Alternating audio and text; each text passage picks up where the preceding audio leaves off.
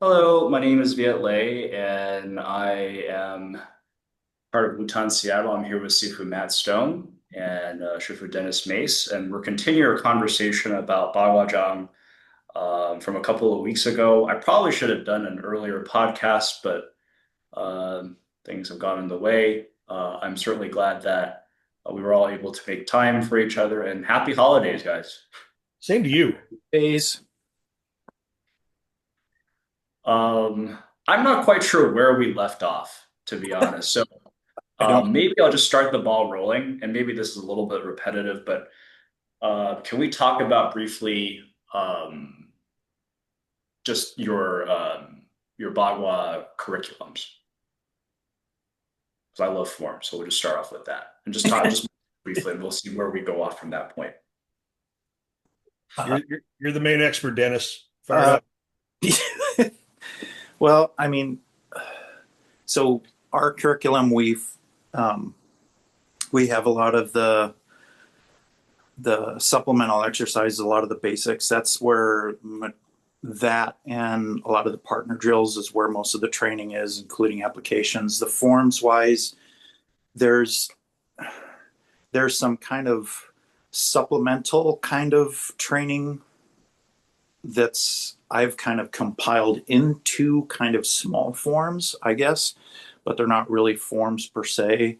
Um, and then there are uh, um, the the what some people call the Dingshi Bajang, or like the basic eight palms, or um, what my teacher called the he would interchangeably use Xiaobajang, meaning little eight palms, or Neibajang, meaning internal eight palms. And so what I have done is I kind of distinguish between the two. So I'll say the little eight palms are the basic postures and super simple kind of direction changes with the forms, and then the Neibajang are the more intricate versions of the palm changes with more techniques involved in the direction changes and kind of layers of those.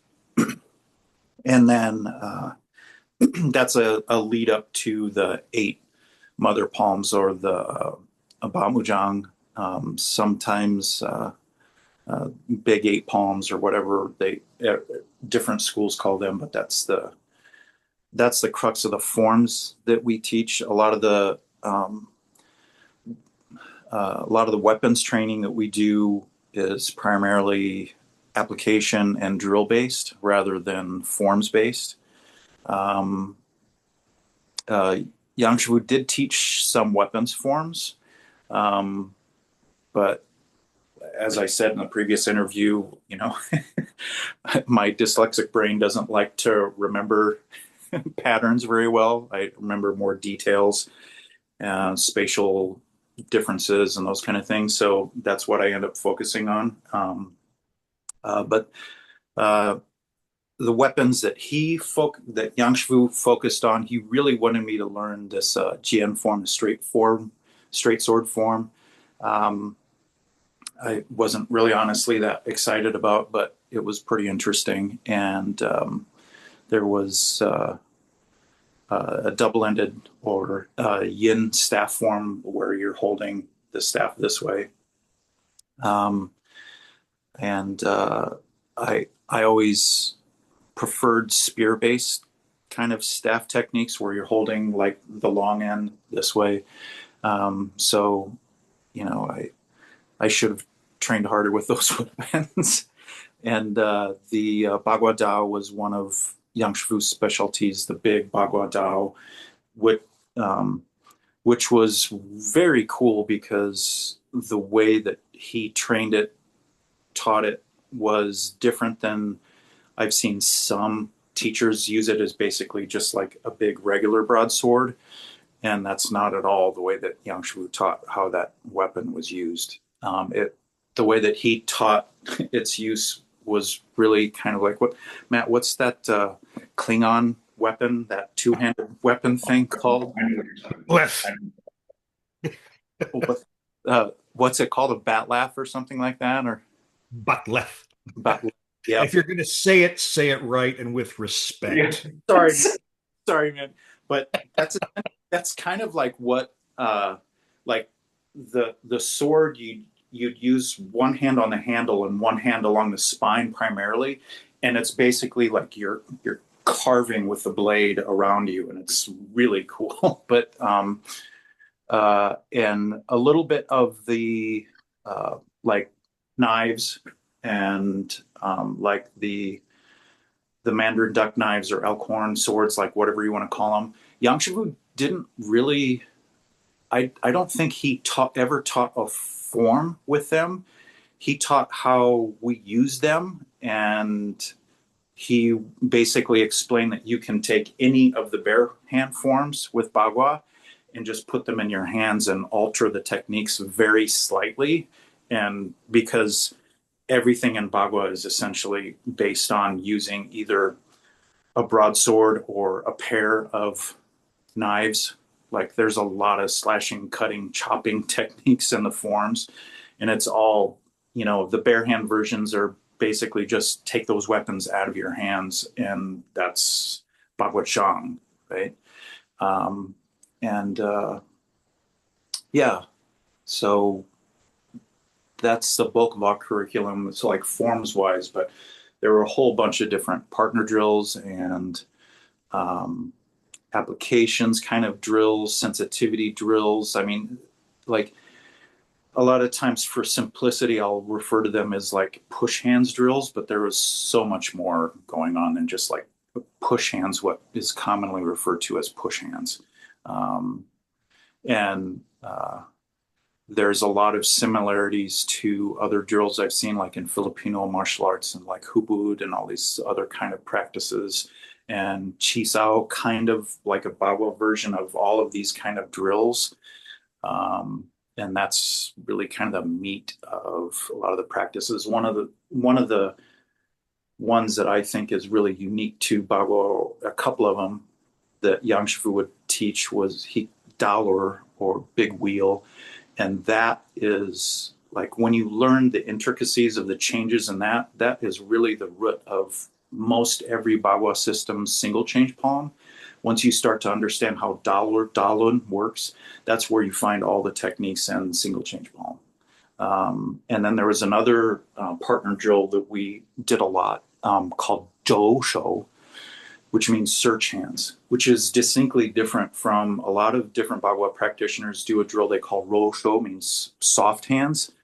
But Yang Shifu's focus on it and even the name of it was more aggressive. It means search hands. So like you're simultaneously attacking and defending. And he would, once you got into kind of a comfort zone, he would always push us harder, harder, faster, faster. And till you're basically doing kind of like full on sparring, but the with the key point in the exercise being you are constantly making some kind of contact with your training partner. Like there's never a separation. So it's really emphasizing the close quarters emphasis on Baguazhang, especially our branch of Baguazhang, where everything is very close contact. And a lot of the applications are a body on body. So heavy grappling influence from Cheng. So that's a long-winded summary of kind of our curriculum. But Maybe Matt and I can take turns just asking you, like, we'll just one question each. Like, my first question to you would be, was there more an emphasis on drills? Were there certain themes about them, or were there any two-man sets? um, Yang Fu, I think he may have had two-man sets, but he de-emphasized them. He said it's not as useful of training as these other drills. Like he wasn't a fan of creating predetermined responses because the whole idea with Baguazhang is change and transform. Like he would constantly say this sui ji yin bian to connect with your partner. So it's this follow, gauge, respond, transform. So there's always this interplay of learning how to adapt and overcome, and that was really the main focal point. And anytime that we did any kind of drills where there was a pattern, you're kind of like learning this pattern, and then you mix it up and forget the pattern, right? And that's what the end goal with all of these partner drills were is you learn this pattern to deal with different kinds of attacks and different variations and different entries. But the end goal is basically that Josho, that kind of staying connected sparring version of Bagua, where it's just free form, whatever goes. And it's really fun training. And especially when you get more familiar with all the techniques and all the basics, because then you can go a little bit harder with someone because you can trust each other and what they're going to do, so you don't end up with just random flailing. That's when people get really hurt. So Sure. yeah, I remember doing a drill. I went to a Sistema workshop, and I was kind of surprised at the similarity with a lot of the flow drills in Sistema to some of the stuff I was learning in Bagua. I was like, oh my God, this is just like what we do. Like everyone does this, right? So, and I took it from Bagua, but yeah, I've heard that because there was a lot of Bagua teachers that trained with Spetsnaz in Russia, so I know that happened. Actually, there's some people in our lineage that I know that went to Russia and trained, like some of my teachers' classmates that went to Russia and taught a lot of Russians and stuff. So I know that happened, not just theoretically. Maybe it happened. It did. There is. Anyway, I don't know where I was going. I can't remember, but sidetracked. Matt, do you have any questions? Questions? No. I'm letting you. I'm kind of the Bagua light. I'm the diet version of Bagua compared to you guys. The Chen Pan Ling curriculum that I mean we've got. I lose count. I've been hit in the head too many times. Last time I counted, I think we've got like between 40 and 50 forms total. Xingyi, Tai Chi, Bagua, and Shaolin stuff. With Bagua specifically, we have, to my knowledge, and I've been doing this a while, and my teacher's spoken not one word of anything hidden from me. We have one empty hand form, a double straight sword form that can be done double broadsword, but usually isn't, and a staff form, and then elkhorn knives. Uh, he's talked about a spear form. I've never seen it. Um, and when I trained with him, I think I said this last time we talked.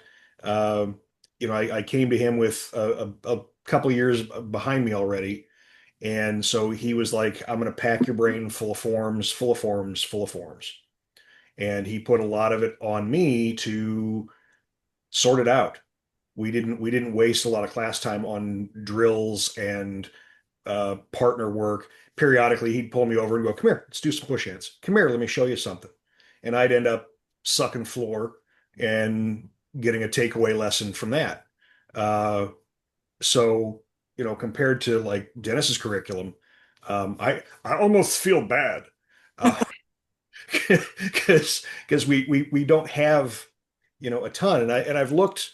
You spend time on the internets and you see other people listing out their entire curriculums, and there are some schools that have just crazy lists of forms and drills, and it's all very formalized. You will do these first, and then you will do these, and you get to choose a branch, menu A, menu B, and move through that. You get to go over to the other one later. It's not like you're excluded, but you follow a very specific syllabus in some of these schools, and I'm like, yeah, no, bro, we got this handful of stuff, And when I work with my students on it, I'm like, here, these are nuggets of information, and we extract bits out of them and then just drill them and drill them and drill them and drill them and drill them. Um, yeah, so I'd argue in your defense of your lineage, and I mean that's a big thing for me to be saying. So I'm gonna hold back a little bit. But considering how Donghai Chuan taught a very limited syllabus, right? And it was his students that brought in their prior experiences and made these very rich curriculums that you're actually going more in line with the original intent of Bagua as a concept, right? That influences all of your kung fu rather than lots of forms. So um, I don't feel bad that we don't have more. I have plenty on my plate. I don't need any more. I have a hard time keeping up. I don't know how you do it, man. I really don't. Yeah. I have got like crazy mad respect for you. Whenever I see you posting videos, I'm like, holy moly, where does he keep all of it? I Yeah. don't, I don't have the RAM. I don't have the hard drive. Um, Maybe ours got pounded out of us, you know. hey, it's valid, valid. Um, but the thing I like about what we do have is that, Dennis was talking about, principles and things like that. And I look at, like, when Dennis and I'll get together, sometimes I'll ask him, I'm like, hey, show me your single change poem again. Because his is wildly different than ours. We call it, that's the other thing. You guys are multilingual. I just, I'm American. Um, so speak we have, Omahan. yeah, But you right. speak Klingon, apparently. That doesn't count. So we have There's a lot of you. No, I'm kidding. Go ahead. Sorry. yes, very much so. Very much so. I have my painting, my little war, my war dollies right here. I can show. Um, so we have Swimming Dragon Bagua empty hand form, and then surprisingly, Swimming Dragon staff, and then you're never going to guess the name of the double sword form. Swimming dragon. Also Swimming Dragon, yeah. I don't know if that's intentional or if someone was just not very creative. Um, but unlike Dennis's, like when I see Dennis move, like it really is a principle driven. It's like, here, we're gonna do this movement. Ours looks a lot more technically based, and I don't know a better way to put that. Um, you've seen my Bagua at CMAC. Um, but when I do it, and it's one of the reasons I'm always pumping Dennis for information because we're allegedly same lineage. I'm like, okay, so where might the split in the evolution have been, and what may have been the intent behind doing it? Version A, version B. Why do I have what I have, and how do I best use that? And so I see our forms, while there aren't many of them. As I'm going through them, I'm like, I get what's going on here. There are 8 samples of ideas. Dennis has some very convoluted explanations for his single and double change poems that just blow my absolute mind. I love hearing him talk about them. And I'm like, yeah, yeah, mine is use one hand, use 2 hands. Like, and there's probably more to that. Maybe I'm just dumb, but it's very evident in uh both the double gen, which, yeah, it's 2 weapons, but there's one that's obviously primary. And so for single and double change palm, empty hand, there's one hand that's active, the other hand is withdrawn. Double change palm, the second palm comes in, and now I'm moving both along the center line. Staff gets a little weird because you're stuck. Both hands are in fixed points. They move along the staff, but you can still see the same concepts in what's going on. So single change palm, one side dominates. Double change palm, we're switching. Um, I don't know what you call your third section, Dennis. We have yin yang changing palm. Um, Okay, no. Shun, shun, Well, you know, 分是长 smooth. flowing. Yeah. See, you jump into Chinese and you lose me. Um, but so our third and our fourth are turn to the center of the circle and then turn to the outside of the circle. And so it's really obvious doing all these forms that there is a unifying theme on how these sections are set up. And so, I'm not upset that I don't have more because I think the content is there and it's very consistent content with providing that principle progression of saying, okay, we're gonna focus on one side of the body, both sides of the body, turning one way, turning the other way. And a big part of what I have my students do, big part of what I do, I'll walk through the house. My wife looks at me cross-eyed. I'm just doing kobu baibu through the house, which doesn't get me to the kitchen very quickly. I'll do it in the office too, which makes my coworkers kind of look askance. Um, but I mean, that's one of the main things I try to get my students to do because whether it's a defense against a strike or an entry to a throw or an execution to a throw, that tight turning and that sharp body movement is peppered throughout the entirety of the form. It's one of the characteristics of what we do. So I'm content with what we have. I'm not. Don't read me wrong. I don't need any more forms. I'm good. Can I interject here on what Matt was saying? I think the the the the names of all of the forms being swimming, dragging definitely points toward a common lineage because the Yang Shifu would always drill into us like the branch or the name of the system that we practice. He said Cheng Shi Yoshin Baguazhang. So it means Cheng family, swimming dragon Baguazhang. And You say Yo Chen, Yo Long. Yo, oh, yeah, sorry. Yeah, sorry. Yeah, sure. Yo Long Shen Baguazhang. So, Okay. so Cheng style, swimming dragon style Baguazhang. So there's this emphasis on moving and coiling and constant kind of motion.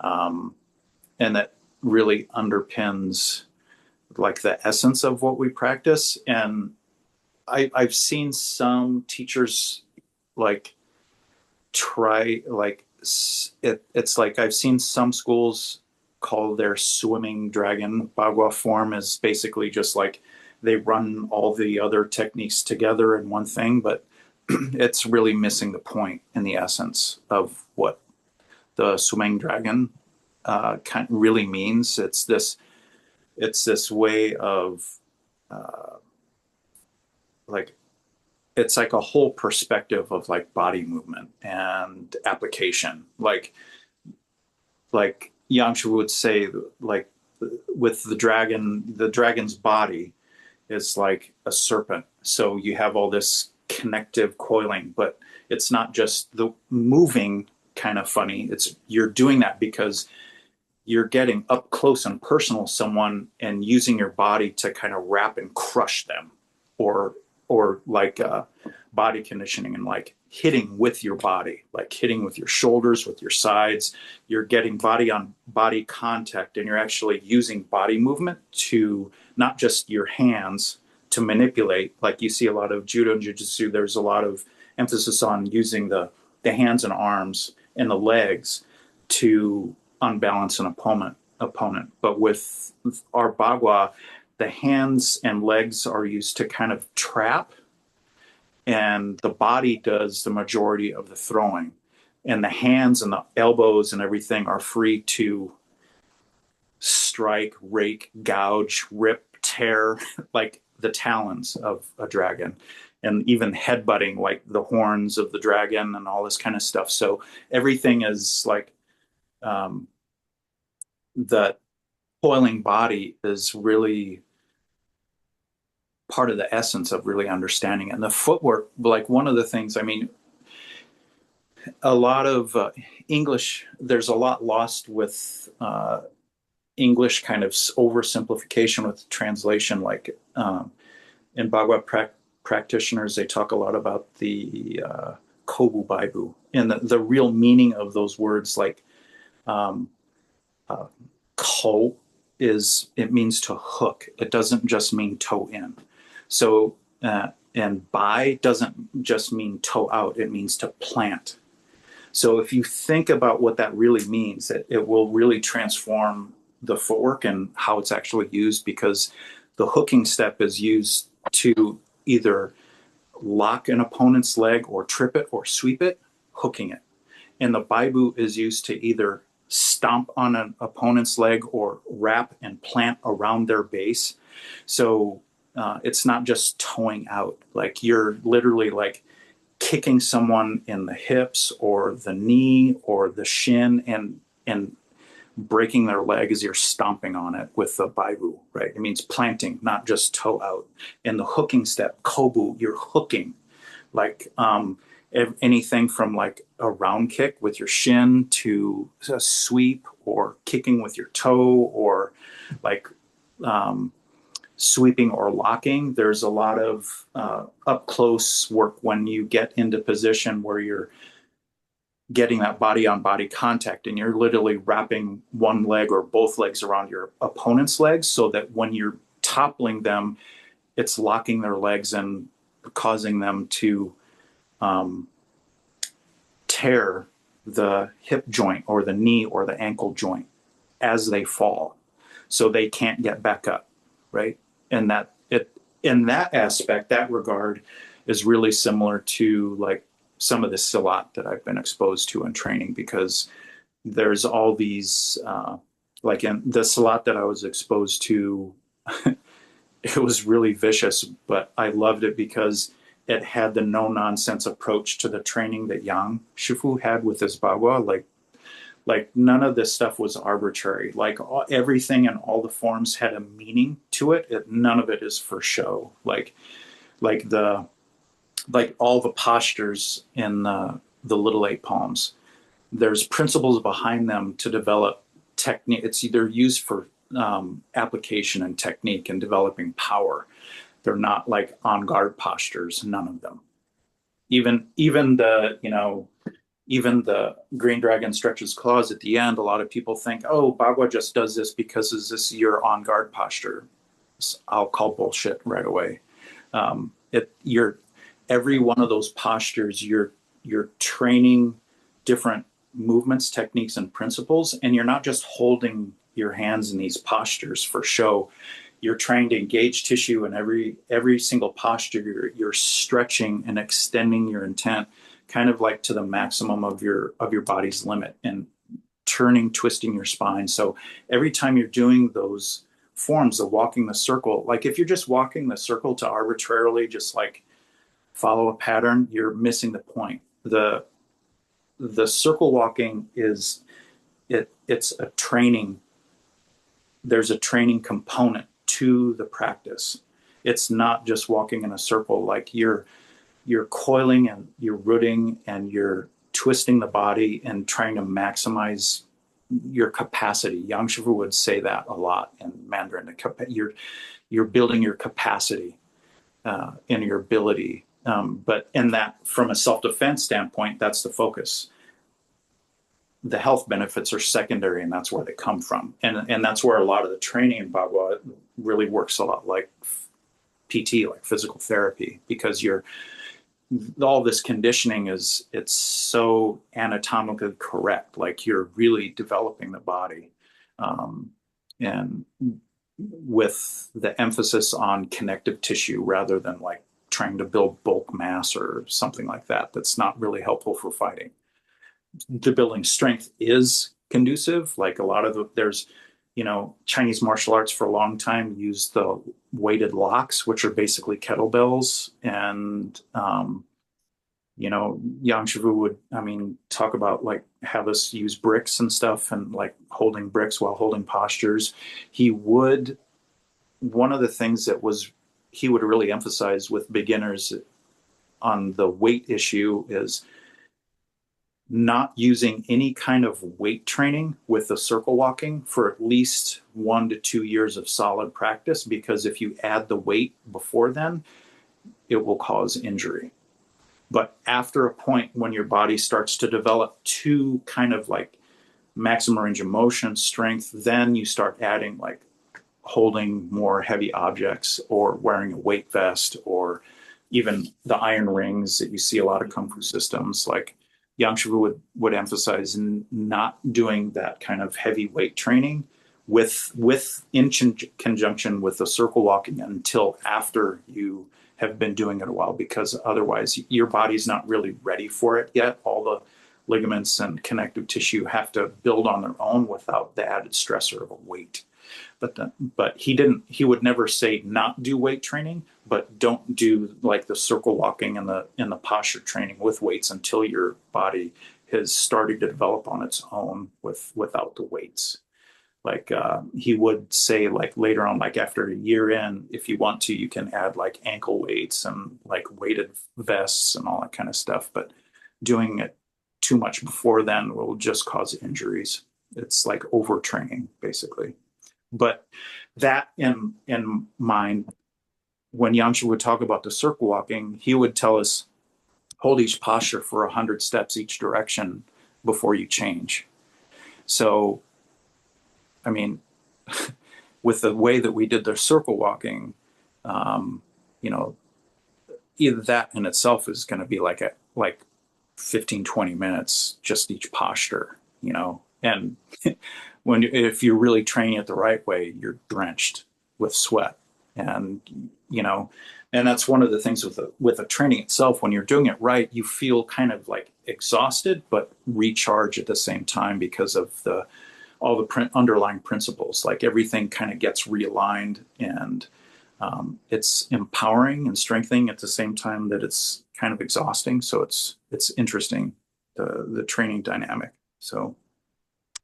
But I want to try that for myself, like right. 100 steps in each direction. Right. I mean, as a self-admitted forms guy, I don't really pay that much attention to the standing palms. So yeah. So I've never practiced it that way. I usually just like check a box. Let's move on to the next. Yeah. So and that's definitely cool to try.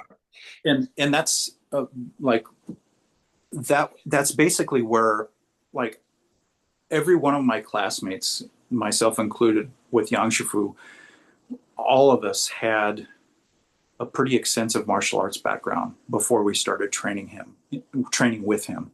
And I think every one of us had previous Bagua training under some other teacher.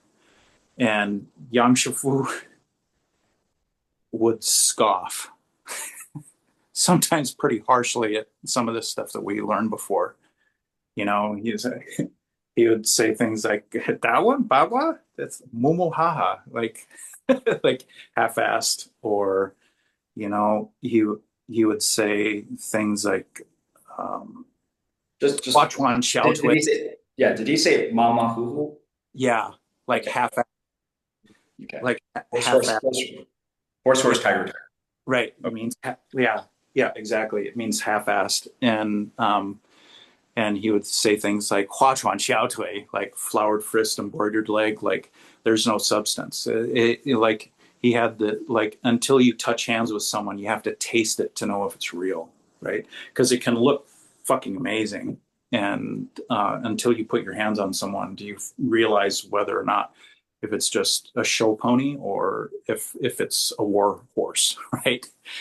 Like you find out real quick. You just if someone that's trained old school way, you know, it's like taking a step into really deep water. Like it's like you can't feel the bottom, nor can you see it, and you're like, oh shit, where's my life preserver? And that's what it was like with Yang Shifu. Like he was this kind of spirited old Chinese man, and kind of rotund belly and kind of haughty, and you'd cross hands with him and it would feel like a ghost. And then he's got his fingers felt like railroad ties, and they'd be in your throat and you're on your ass, and he's that one. Practice. And it was pretty mind-blowing. But the training was really intense sometimes. Like he would really gear the practice to each student's level. Like he was really good at reading people. And it was really uncanny the way that he could read someone. And he would actually, the forms of the, like for example, like not just a partner training, but even the forms, it would change. He would change the level of complexity of a lot of the forms that we're doing based on who was in class and their level of understanding and their physical ability to perform it. And so that's why, like with a lot of the different forms that we teach, that I teach through Yang, I teach a lot of variations of forms because there's different principles and different levels of complexity. And some of the different palm changes, I teach multiple different variations of them because Yangshu would change them based on who was there and what their level was. And I remember I mentioned this in the last interview, but a lot of my classmates would get really frustrated with that because they were like, "Oh, he's always changing things." But I'm like, dude, the art of change, like, hello. There was literally like one or two students Yangshu would call Muto, like woodhead, blockhead, because they didn't get it, right? And they would complain, "Oh, the forms keep changing. I don't understand. I'm so frustrated." It's like, yeah, because they're not supposed to be. Bagua is never supposed to be a monolith, right? It's supposed to be a living art, and it's supposed to change, right? And that's why every single form, like especially the way Yang taught it, it's based on principles. Like when you're talking about the mother palms, single change palm, a lot of people just think it means the first form, and they think double change palm means second form. No, like all those palm changes, there's principles at the root of them, and they all are dramatically different from the other because they're teaching different tactics, strategies, and principles. Single change palm is about moving as a unified force, a singularity. Double change palm is duality, like both hands working as a coordinated pair. Shunzhang flowing palm is about continuity and flow and this kind of a feeling of like expansive energy and not stopping, right? Borrowing an opponent's energy. Shu is the same character as Ju and Judo and Jiu-Jitsu, right? Then you have behind the body palm, right? Bei Shenzhang. And that's all about turning and cornering and dealing with someone coming from your six. And so everything you're doing is turning on a dime because you're dealing with someone trying to flank you.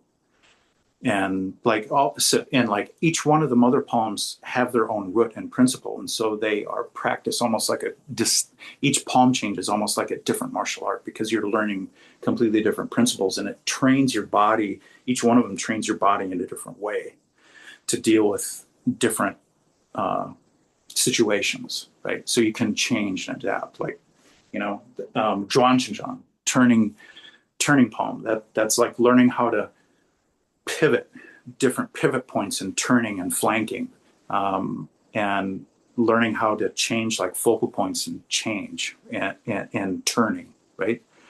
Mo Shenzhang is means grinding palm, but it's like a millstone. So your body turns like an axle from the spine. Okay. So everything is based on this kind of like winding, turning, and all of this kind of like all of the techniques in the form, like you're filing and grinding against your own body, but you're also focusing on this upward and downward expansion from the spine and twisting, right? That's mo, like a mill grinding, right? And then there's Fan Xinjiang, overturning body palm, is basically this idea of like overturning body, but it's this concept of adapting and changing, overturning in really unpredictable ways. It's the kind of like the Bagua version of sacrifice throws, where you're changing and adapting and completely unpredictable kind of directions. Like someone's coming at you and you're overturning against a force. Like it seems like you're going to get thrown or punched or kicked, and you're overturning from what seems like an impossible angle. And you're literally taking the opponent and flipping them on their head, right? That's Fan Shijang. Like the big python overturns body. It's like the way a big snake will, like, it seems like it's in the worst possible situation, but it wraps its prey, flips it on its back, and crushes the shit out of it. That's overturning body palm. And then Hui Xinjiang is returning body palm, right? And there's a duality of meaning here with Hui Xinjiang. It's like this. On one hand, it means like a back and forth movement, but it also means like coming back home or returning to the center. So you have this idea of this centrifugal force where it's going out and back in different angles, and there's different kind of angles that you're having this kind of back and forth movement. Like there's on these different planes throughout the palm change, and that's the dynamic of the movement. And so if you take all of those principles in the mother palms, that's a lot of context and principle. And if you apply those kind of principles to like your foundation in any other given martial art, it'll transform it to a next level, right? If you apply those principles and strategies to Wing Chun, it'll completely like enhance like what Wing Chun's already an amazing martial art. Like this, the trapping and entering and like it's amazing. But like if you add these kind of principles to it, and that's like Xingyi Chen. Xingyi Chen has a similar body structure, but if you apply these principles to Xingyi Chen, like it completely transforms it, right? Like Zhang Zhodong was one of Cheng Tinghua's kind of classmates, students. He trained briefly with Deng Haichuan before Deng Haichuan died, but most of his training came from Cheng Tinghua. But if you look at his expression of the art, he was this big. He was like 6 foot something, a big, stocky, stout Chinese guy, and he was essentially like a bounty hunter. So he used his art a lot, but later on, like he used to, I guess early on in like his teaching career, he would start off with Xingyi and then move on to Bagua. And I guess later on in his life, he took a direction kind of like I have, where I just do the Bagua and I'll sprinkle in some of the martial arts that I've picked up over the years, but primarily what I teach is Baguazhang, just because there's so much. Anyway, uh, rambling rant ended. Like what? Such a succinct ending. Yeah. Well, anyway. Well, anyway, Yeah. how are we going to follow that up? I don't know what's next. Well, I think it's interesting, right? Because all three of us do or have done Xingyi Taizin Bagua, right? So, and I think this is just my very humble and uninformed position that you do it for a little while, and I know Dennis and I, our early training, I know we heard this. I don't know that we ever saw it, but the training in one influences the performance of the other. But I think more to that is that the longer you do any of them, the more of each you see in the other. It's not specified, right? So in Xingyi, because my students start in Xingyi, I absolutely adore Xingyi. My body is built for Xingyi. I'm a short, chubby guy, crash into the middle. Yeah, that works for me. That works for me. all this dexterous footwork nonsense. Not not always what I'm built for. Um, not much of a dancer. Um, but the coiling, because I've felt. Have you worked with Dennis Viet? I went out to one of his classes Yeah. Yeah. when he still lived in Everett. Yes. The thing I get a kick out of with Dennis is that the first time I ever saw, what was it, like 25 years ago? We were at Hashy's house, I think, or maybe we were at your apartment. I don't remember which. Yeah. And Dennis showed us how he did circle walking. And again, my mind was blown by how I tease him that he walks, he does his hula walk, right? Um, which gives me cramps, which gives me cramps. But when Dennis talks about that coiling, you hear, and I don't want to make broad generalities about everybody, but when I read books, when I read magazine articles, there's some certain things that you just always hear from people, and I don't know that I necessarily have always seen or felt it when I work with somebody. And one of those is that, talking about swimming dragon, that sense of something coiling, like there's movement there, that the body is doing things that maybe it shouldn't do. That's not right. And in Jing, most of the people that I've seen do Jing are, and I don't mean this badly toward them. I could be wrong on all of this. I really could. But I look at them and it's just very straight and very ah. And I know better than that. I know there's supposed to be a lot more compression and expansion. There's supposed to be that same, for lack of a better word, that same coiling feeling.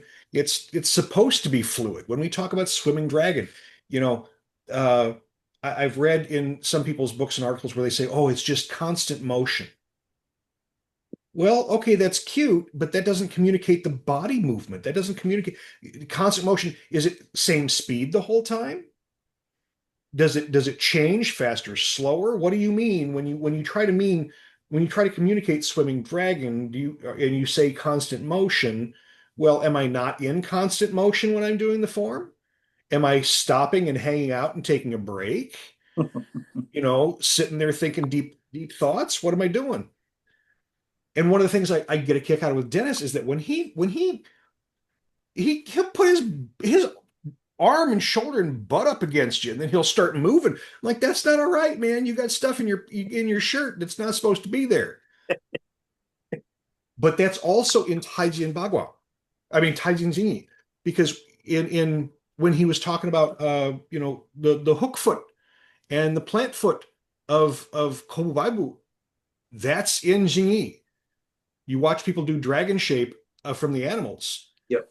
and oftentimes it's just that straight up kick and they stomp it down. Yep. No, it's a hook up and then it sets and it drives and chisels in.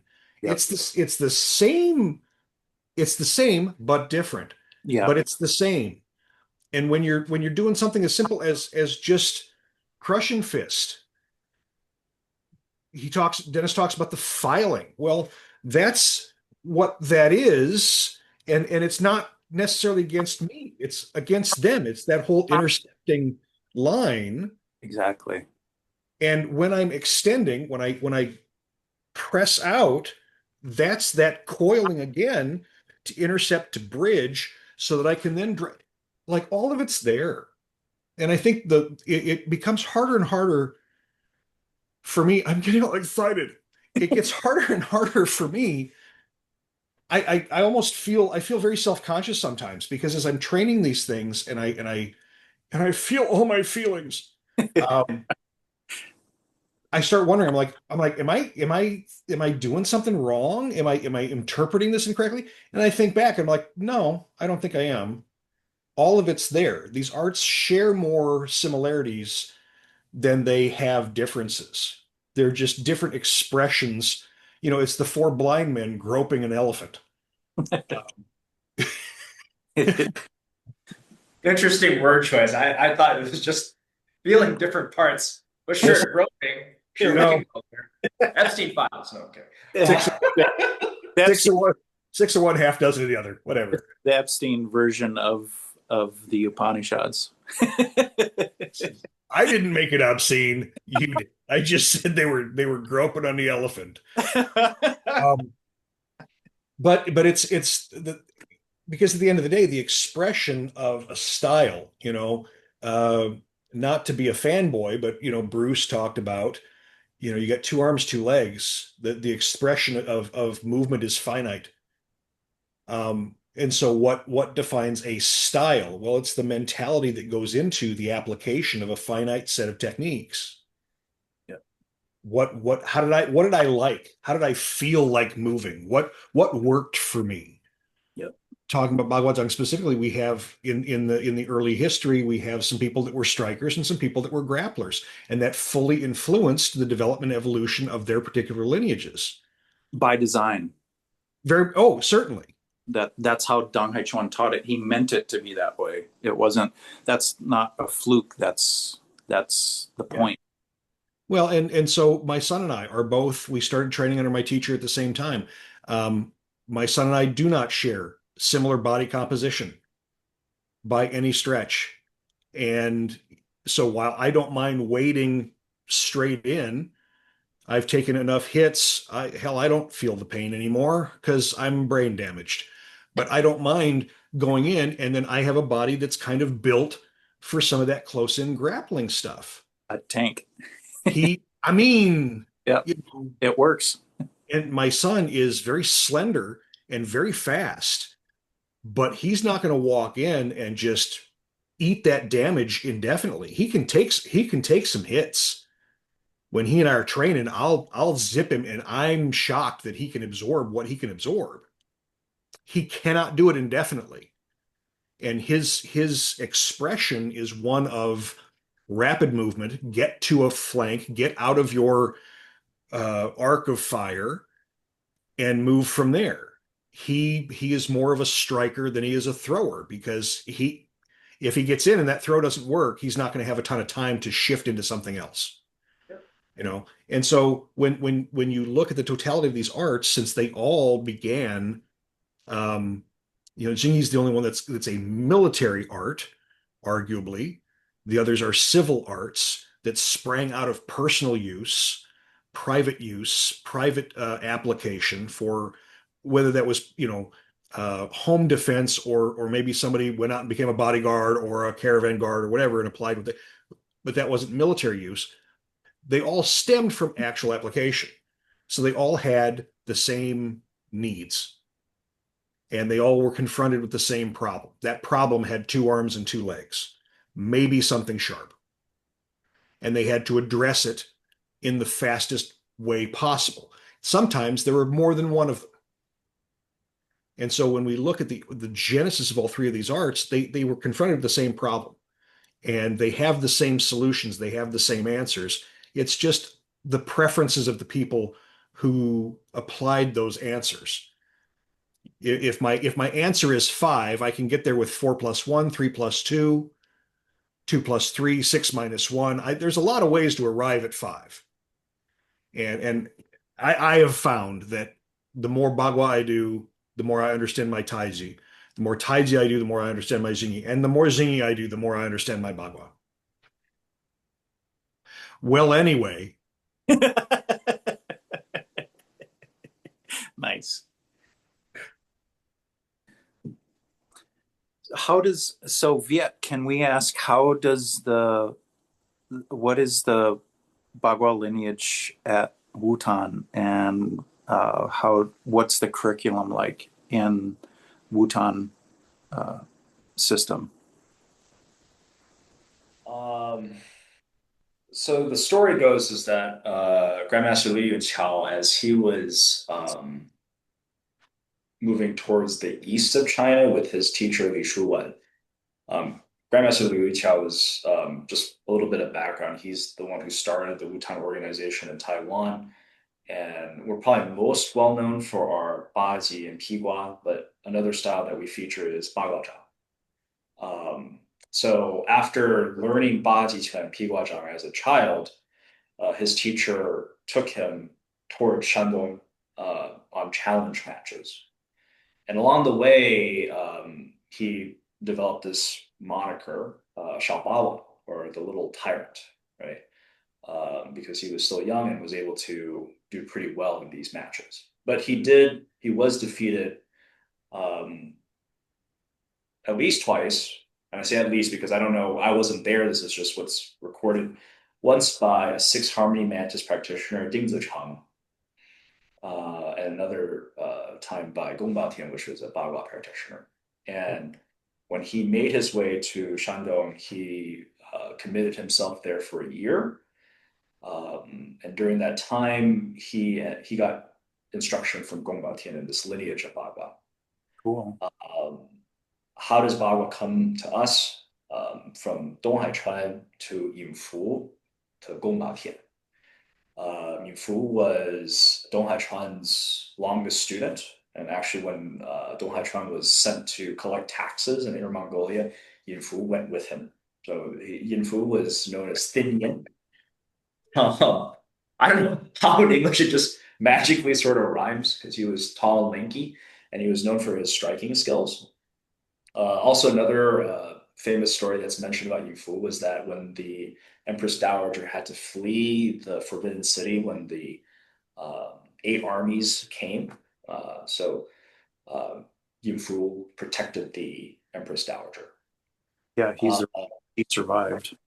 He is the reason she survived, for sure. yeah. Yep. And I mean, there's also stories of like maybe the Empress Dowager is sure learning some Bagua, but I don't know about that. Yeah. Sounds like something that you would see in a Chinese drama, but I so was Gong just thinking that. yeah, Yeah. Empress Dowager walking around, the old Buddha, right, Lao Fu, yeah. Um, so Yu Fu taught Gong Baotian. Gong Baotian worked as a palace guard, and then he went back to his hometown in Shandong when he saw that the collapse of the dynasty was imminent. Um, in our system of Bagua, we start off with basics, so Bagua Qi Gong. We not only do circle walking, but we also do square walking, which helps to develop the hooking and 19. planting that Shifu Dennis mentioned a little earlier. Um, we also have these four main hands that we do, which teaches us the wrapping, drawing in, piercing, and then coming back again. So we practice a lot of variations thereof. We have a set of Bagua stances. So a lot of time is spent on that. Then we go into our standing palms, which we refer to as 立袖掌. So 袖 is like to kind of the exact translation I would say like almost like to nourish or to meditate, or I guess to internalize these palms would be probably the best English translation. Yeah. But fundamentally they're the eight standing palms. The postures could be different from Cheng style Bagua as I've seen it, but fundamentally we're trying to build those sinews and that structure, right? From there, we do our Bagua 64 palms, which is similar to Bamuzhang, right? The eight mother palms. I'm still unclear as to why we call it 64. Is it because each of the palms have eight movements, so 8 times 8 is 64? Usually when you hear 64, you think of the straight line Bagua from lineages like the Liang style or Gao style. We refer to our eight mother palms as our 64 palms. Yeah. My teacher teaches a side A and a side B, meaning that when you learn both sides, you can link them up into a two-man set. So that's kind of unique because when I went to Taiwan, I observed that most people only did side A, right? And the names of our palms are similar to yours, Shifu Dennis. Yeah. So we have Danhanzhang, Shuanghanzhang, Fanshanzhang, Morshen, like we have those names, but the choreography could be a little bit different. Yep, definitely. Which is something that I think is kind of unique to our strain because when you compare other yin lineages, and I think the same thing happens when you compare different Cheng lineages, Yeah. you realize there's a lot of variation even within a family, right? Oh, definitely. Yeah. Typically, if we think of like this sort of Niushizhang, which is like this ox tongue palm, right? Yeah. We do have that, but a lot of times we just kind of keep our hands Yeah. open, just like everybody else does. Yep, exactly. That it's interesting. What Yang Shifu told me is he had trained like with his teacher with some Yin Fu practitioners, and he always explained that the Yin Fu um, ox tongue palm. The reason that he trained it is because he would hold pins like Mhm. this, and that's where the like a lot of the spearing comes from. Is it he usually didn't just do it with his bare hand. He's usually holding like a pen and or a knife or a dagger, and that's why he's holding his hand this way. And so he'd be stabbing someone or also throwing the darts and stuff at people. So Yin I should have Fu, brought my set because I have yeah, a set of Panguanbi, which is the judge's pens, yeah, uh, and then district judge, which is the longer needle. yeah, Uh, yeah, not, I mean, when I say needle, a lot of people think it's like si, which kind of spins, right? right, yeah. And That my makes teacher sense to hold does on have that. You guys have that too? Yeah, Yang Shifu would talk about those and use those. He actually would carry a basic a wooden one with a ring in it, but basically the ring is just there so you could turn it without dropping it, Mhm. so that you can hold it like this and change it like Yang Shifu would talk about too, like from Buddhism using one of these a dorje, a Mhm. jingan, and same kind of principle, right? So this same kind of implement or tool is Of course, very Dennis just has that hanging around. yeah. I always have one of these, but yeah, it's very similar to the judge's pen, but it's a double-ended dorje or jingang, right? Mhm. Same thing. So yeah. But it's cool, like what you mentioned with the Yin Fu Bagua, because like I've seen some branches of Yin Fu that almost all everything is just the ox tongue palm, the piercing palm, and other branches like oh man, I'm forgetting his name. Oh man, 回金榜 what's that? 门宝针回金 No, 榜 no, there's a set of videos and I'm blanking out on his name. Oh damn. 珠宝针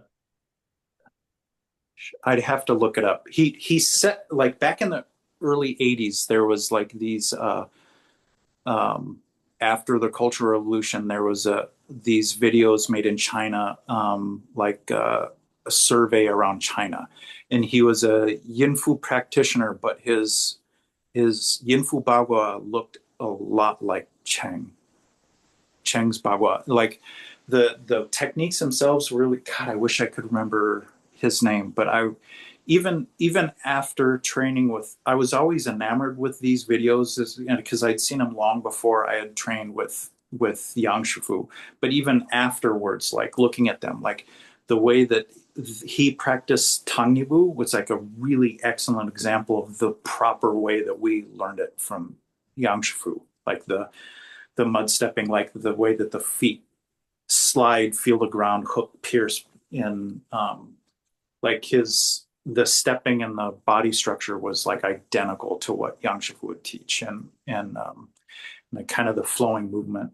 God, I'll have to go back and we don't emphasize the Tangyibu as much. yeah, Uh, so my teacher would kind of reference it, but he wouldn't place too much emphasis on it because he was like, just do regular, what we call lion stepping, just move, right? right, Um, kind of going back to my original topic. So yeah, I think because Fu had a Shaolin background, so yeah, we have both straight line and circle sets, right? So what I was mentioning, like 内秀掌, 64掌, the 64 palms, right, um, we have a set called Chen Pan, which is piercing the forest, where we're going through the nine palaces, and the footwork kind of breaks apart from that typical circle pattern, right? yeah. That's awesome. On our straight line side, we start off with a small set we'll call Shao Kaimen, little opening gate. consists of 8 postures. The pairs of postures correlate to one of 4 animals, and we learn that in a straight line, and we do that in a circle. We have Bagua Yin Shou, which is Bagua tight hand or hard hand, which from that set you can put the deer horn knives in, you can put the needles in, and that becomes our weapons. Because Grandmaster Lu didn't learn any specific weapon sets for Bagua. Everything was just an addition to the hands. Exactly. Bagua Tui, which some people call Si Xiang Tui because of that traditional cosmology where you go from Wuji, primordial chaos, or Huiyuan, primordial chaos to Wuji, nothing, to Taiji, to Liang Yi, San Cai, Si Xiang.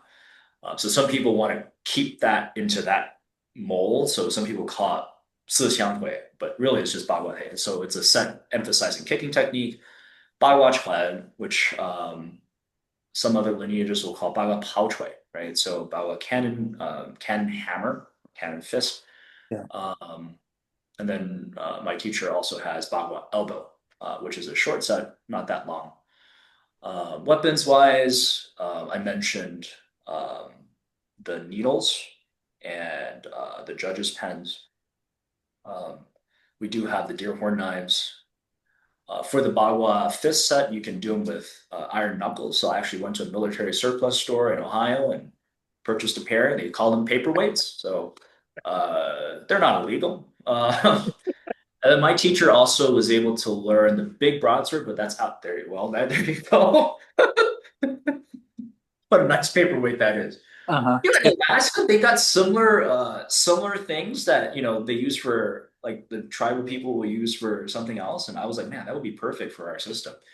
Uh, and then I forgot to mention that my teacher learned the big broadsword from Shei Pei Chi and that lineage. So, but that's not Wutan standard curriculum. From my kung fu cousins, I also was able to experience, but I don't remember. I just have video of it. I didn't train it hard enough, but we had one of my kung fu cousins, James Noir. He was able to James Rogers. He had also learned the Bagua spear, uh, Bagua straight sword, which I did it with him, and I couldn't remember it. So I sort of gave up on that. Nice. It's a big system. There are some questions as to how was Grandmaster Lu able to learn this all in a year. Uh, He didn't sleep.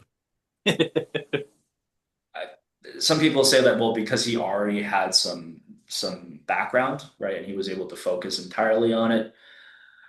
If I were to, like, kind of boil it down, what are the most important components of it? I would say things like Shao Kaimen, the Bagua 64, the standing palms, those are regularly emphasized. Everything else I would say is a reference and elective, um, not absolutely necessary. That's a personal opinion.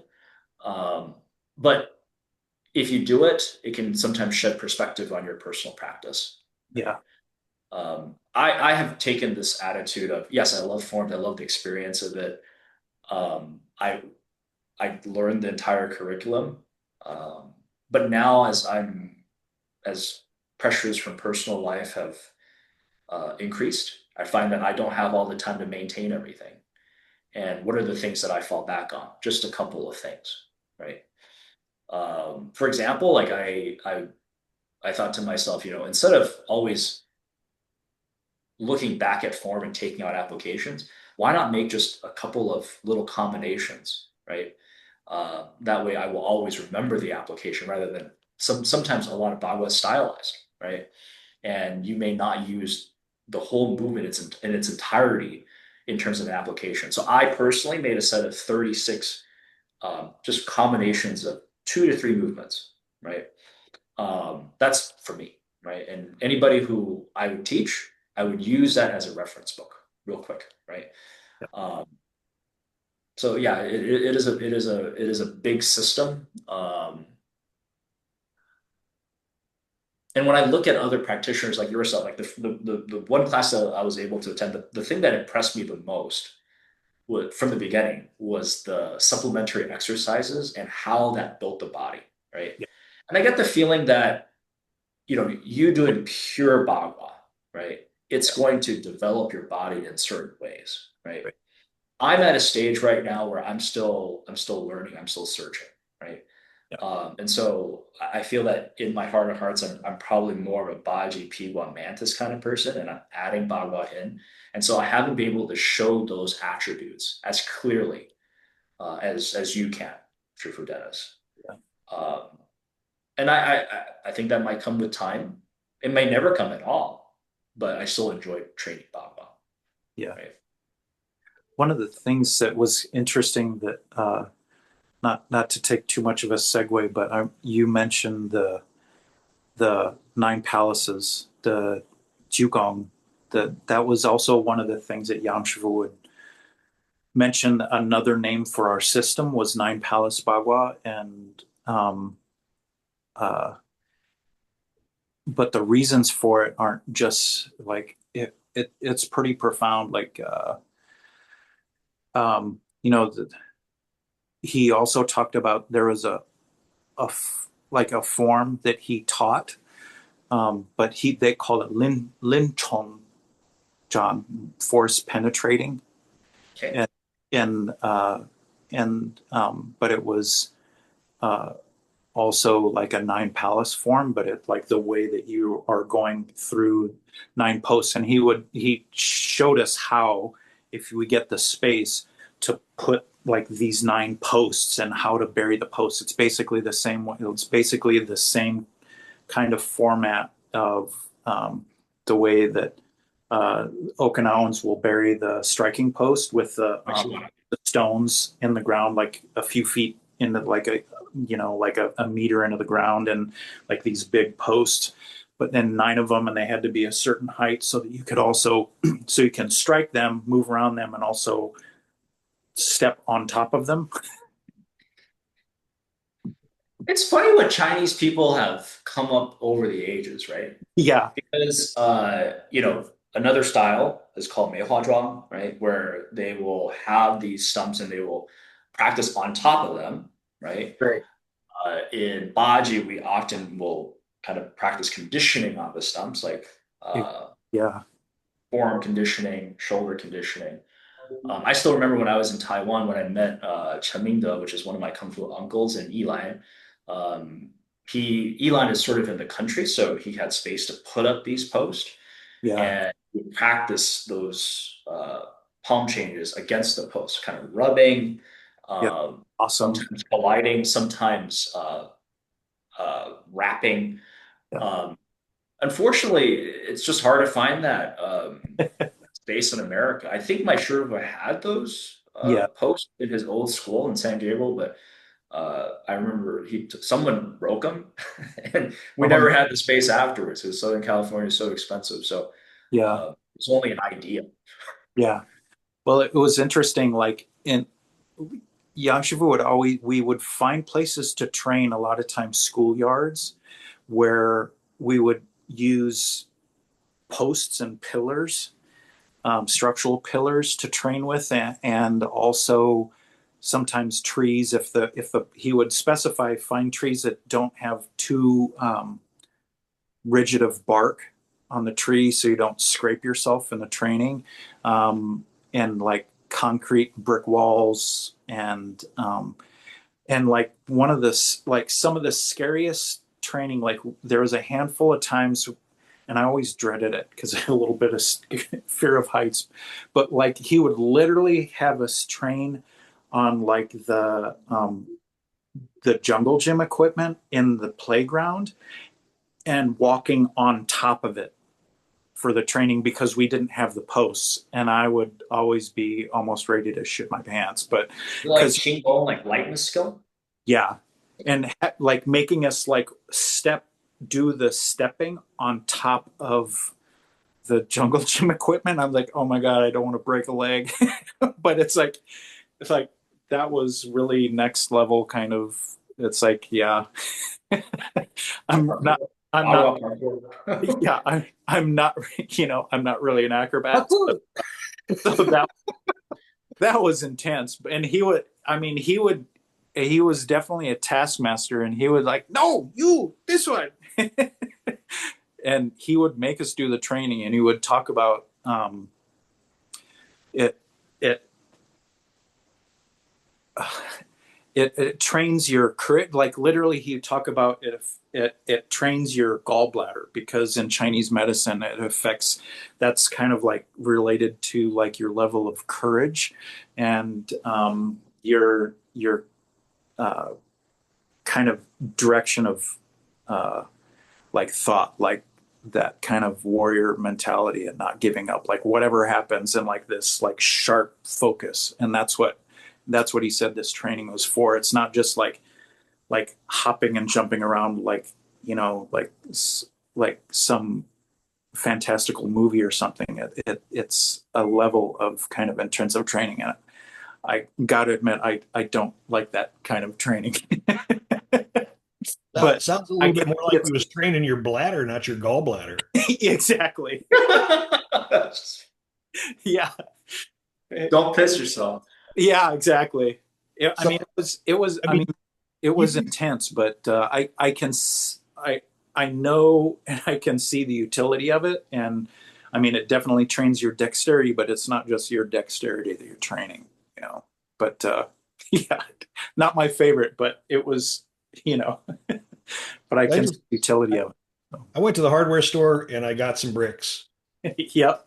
And I haven't used them with my students very often because they're Yep. just not those types of students. Yeah. Um, but I'm like, and you'd be surprised how many people you just put just a red fireplace brick, and you put a circle of those, and I don't space them out. I'll make a complete circle. I don't know what their step distance is. That's a lot of math. I don't do math. And so I'll just make a circle. I'm like, just walk on the bricks. Oh my God, I'm gonna fall. I'm like, it's 3 inches. What are you gonna? I'm Yeah. sure you'll be fine. Yeah. Like, you're gonna turn an ankle, you're gonna be okay. You're not gonna break a hip. You'll be all right. But just that alone, Yeah. enough to get some people a little concerned, you Yeah. know. Yeah. So Yeah, definitely. Let's round down this conversation a little bit because we have been talking for some. Maybe we could bring up a topic that we can all kind of weigh in on. So um, I'll just give a question, and if it's not a good question, we can find something else to talk about. But um, what is the role of Bagua practice in modern times? Let's bring it back. We talked about the curriculum and talked about how these arts got started, but what are the benefits? Like how could we try to recruit more people to this practice?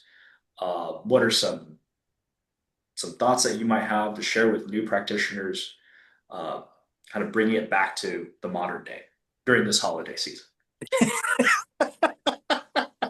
our Oh, Christmas that's gift my to attempt. That's you. my attempt to kind of bring it back so we all feel good.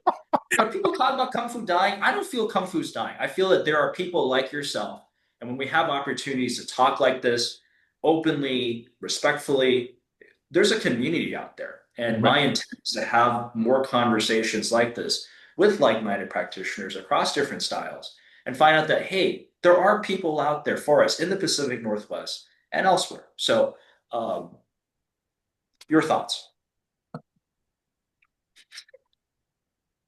Bueller? I I mean there I mean there's so many benefits. I mean, what I see, I mean, from a martial artist perspective, I think it's good to get exposure to Baguazhang for people that have a lot of other martial arts experience.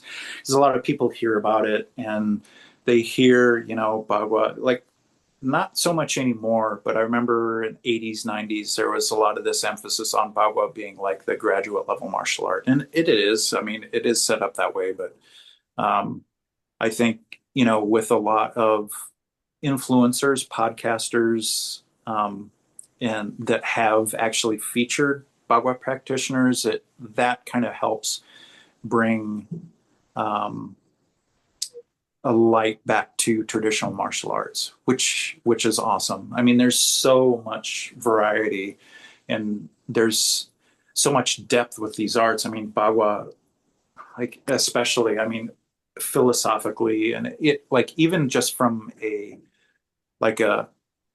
physiological standpoint, um, mentally, emotionally, physically. I mean, the training itself, especially like the way that I learned it from Yang Shifu, like I said, it's like some of the best physical therapy kind of exercises that I've ever seen. And like I've had a couple of students that are physical therapists, and they're like, "Oh my God, I'm going to use this with my clients because it's like really good." And like even chiropractors. So one of my students was a chiropractor, and he was like, "God, this is amazing!" Like, and one of my classmates, actually, a few of my classmates, one in particular, had several injuries from car accidents, and their spine, cervical, lumbar, thoracic vertebrae are all jacked up. And just from doing the training the right way, like the teething by way, like lifting the spine and the feeling of like telescoping the spine while twisting and training, it's rehab.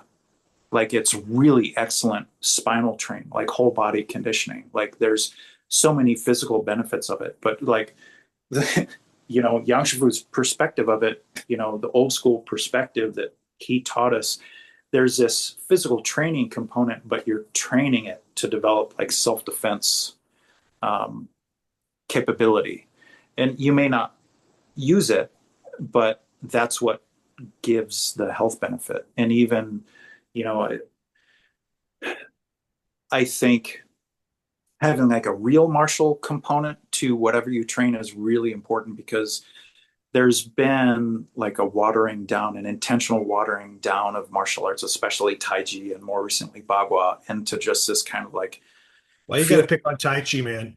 the feel good kind of wishy washy, sneaking up on trees kind of versions of Tai Chi and Bagua, like like it really does a disservice. And like I hear a lot of people say, everyone's going to go to what they need, and that's great, but I really think it's important to emphasize, even for people that have no intention of ever fighting or competing or anything, like just having the awareness of the self-defense component if you ever need it, because that would be the most immediate threat to your health and well-being, but also from the standpoint of proper training, structure, alignment. Like if your attention and intention aren't directed to what it's really designed for, I mean, you might as well, you'd probably be better off learning like ballroom dance or cha-cha or something from like a qualified trainer, like a qualified dance instructor, because at least then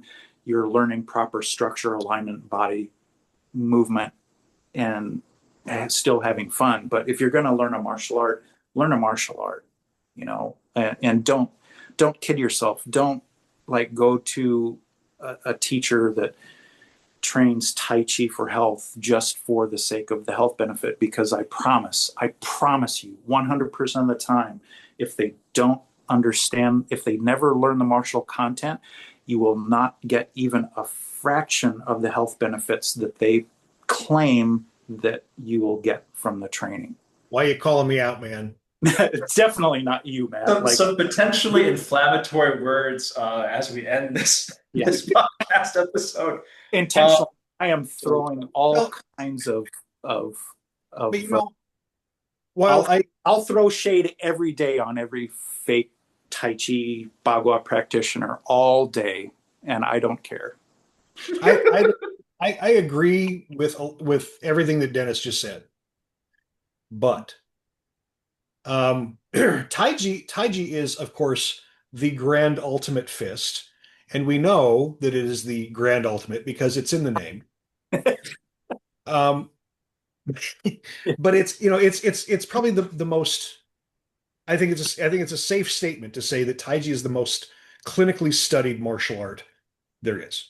Yeah. You go on to, and I had to look up the name of it because I always get the acronym wrong. The NCBI, right? The National Center for Biotech Information, the National Institutes of Health. If you just go on that website and you just type in Tai Chi, you are not going to get what you look for, because there's so many thousands of synopses of clinical trials on what Tai Chi is for. You really have to narrow it down.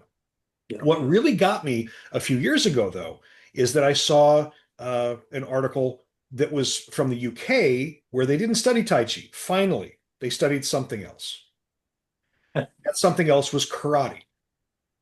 Interesting. And it was the impact of karate on, and I hate the word, the E word, on the elderly. Um, I don't think the purpose of the study was to see if there are any similar results as Tai Chi. They were just saying, hey, with older people that do karate, what happens? And surprisingly enough, it was the same benefits that Tai Chi had. So all of a sudden, it's not, oh, Tai Chi is slow motion and it's easy on your joints. Well, you know what? Karate can be done that way too. Shut up. Yep, exactly. It was the improved cognition, the improved balance, the improved bone density, the all the same improvements. Right.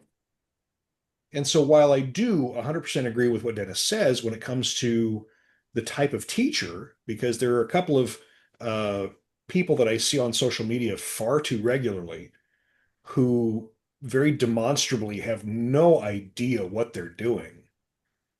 They can do a form. I'm not saying they're doing the form or doing a right form, but they're doing a form. And superficially, it appears to be Tai Chi. And they are certainly marketing themselves as Tai Chi teachers. And one of them says she can certify you as a Tai Chi teacher in a weekend. I wish I would have known that 40 years ago. I could have saved myself a lot of time. But so while I definitely agree that a genuinely qualified traditional teacher who is going to have a deep well of information to pull from really should know all the martial things, I think in this holiday season, as we reach out to the community, what's interesting about Xingyi and Tai Chi and Bagua alike is that they all produce the same end results. Whether the person studies them for martial purposes or not, Right. the absolute reality is the United States in 2025, despite what people may want us to think on the news, we are a more peaceful, less violent society than we've been in half a century. Yeah. All the crime statistics are down. Some are on the rise because of inflammatory rhetoric from different places. But generally speaking, we live in a civilized, safe society. And so I've had, most of my students, I have one student that's under 40. All the rest of them are mid 40s and significantly older. Yeah. They're not in it because they're worried about being beaten up. They're in it because they're worried about being able to continue moving for the remainder of their life. Right. And some of them are only doing Tai Chi. That's all they're interested in because frankly, that's the best that they can do. Yep. A couple of them are doing Jingyi, Bagua, and Tai Chi. And they're not young because they all, in my opinion, is you do one, you get benefits. You do two, you get double benefits. You get three, you're going to get triple benefits. Yeah. Because they all, again, it's looking at the same problem from three different sets of eyes, approaching it three different ways, so it maximizes the end result. Does it take longer? Well, yeah, you're splitting your time across three different things, dummy. Why wouldn't you think it would take longer? But that's not the point because it's all synergistic and it all builds on ultimately one holistic end result. So I think one of the reasons why Chinese martial arts generally find so unstable footing is because they're either trying to compete with MMA schools, which are just about fighting, Right. or they're trying to compete with what was the word you said? Sneaking up on trees. I love that. I love that. They're trying to compete with those people Yeah. for the woo-woo heads that want to chant to a crystal while wearing a feather or whatever they're doing. And they're not just going, hey, we have something quite literally for everyone. You want to do something that's dance like? Fire it up. Taolu is for you. You want to do something that's going to make you fit? Well, maybe going to the gym and pursuing an aggressive weightlifting regimen might be faster. Kung Fu will make you fit.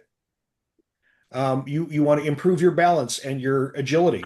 Gymnastics works too, but you're going to have to hit the ground a couple of times. Paolu will help you. You want to learn self-defense? We got that. You just want to do something that's really cool? We got that. There's literally something for everyone in Chinese martial arts. The trouble is trying to communicate that to people makes us either sound like we're trying to throw the biggest net possible or we're just telling stories. And I think that's where we've lost some momentum because we're trying to turn it into only one thing. Right. When it's never really been only one thing. Yep. Those are very true words. Yep. Very true. Well, anyway. I'm just going to weigh in a little bit. So I'm taking points from the both of you. I think for people who have a martial arts background, especially a Chinese martial arts background, I think what Bagua offers the most in terms to those people with those backgrounds is flexibility. It can give you some differing perspectives on what you're already doing, and it can help you grow your art, right? Without diluting its essence, right? I think Shifu Mace may mention that, Wing Chun typically being very straight lined can still benefit. So people talking, well, the shortest distance between 2 points is a straight line. Maybe I don't want to go in a straight line, right? And Bagua offers some potential solutions for that, right? For people who are, not with a martial art background, why would Bagua be something that they could pursue? We mentioned how it can change you from a physical perspective, right? It can be kind of like PT for your body for somebody who's gone through injuries, give you perspectives on what your body's able to do, that twisting, that grinding, right? I think as a neurologist, and this is where I argue the superiority of something like Bagua over arts like Tai Chi, right? Is that from the very beginning, you are working left and right side from the very beginning. Oftentimes, the way that Tai Chi is taught, it starts off with just following a form, right? Yeah. If you're lucky enough to meet somebody like Shifu Matt, right, then he'll teach you the basics. But oftentimes, that's not what I see. What you see out in the park, what you see out in the community centers is everybody just kinds of they shut up and they just follow and just copy and parrot a form, a sequence, right? And the measure of your understanding of Tai Chi is, do you remember the sequence, right? That's often the case, right? But with Bagua, the minute that you start any your basics, your palm changes, you're learning how to do left side and right side, right? Yep. So yes, there are forms in both arts, but I would argue that Tai Chi has a sort of right-handed mentality. I know I'm raising my left hand, but you see what I mean? Whereas with Bagua, you're doing both. And I think in terms of proprioception, it's superior, right? I'd love to be able to come up with some kind of study or offer some kind of program where how could Bagua potentially help with fall risk, help with balance, right? That would be an interesting idea, right? Rather than just see all these Tai Chi studies. More about that to come. Well, if you start that study, I'll definitely help contribute to it. We need more students. We need data. You're right. Exactly. Yeah. I'll just force my Tai Chi students. I'll be like, okay, cool. We're going to do this thing today. Yep. What are they going to know? They're not going to know. Are you Asian? No, I'm kidding. There's no choice. No. Any other last words about this topic, about Bagua? Well, first of all, thank you, Viet, for doing this, and I appreciate having a platform to share. And I've the last year and a half I've been moving, so I'm going to start teaching again. Hope in the new year, hopefully next month in January. So that's a good thing, and I'm still kind of in the process of renovating my home garage, and but I'll be teaching more like by referral, kind of private group lessons here in Bremerton. So anyone that's interested in that, give me a shout out. And I'm also just looking forward to getting together and actually training in person with you guys when we get a chance. So that'll be awesome. So No, we definitely need to put something on the books for the new year. yes, We're going to put everybody's contact information in the notes. So I would definitely recommend anybody in the Seattle area, please come and just experience what Shifu Mace has to offer. And I will put my name on it. I think your minds will be blown. Shifu Stone, do you have anything to say? I think, barring the disparaging comments about my preferred art, Taiji, um, rude, but not wrong. Um, I got to get that tattooed somewhere too. Rude, but not wrong.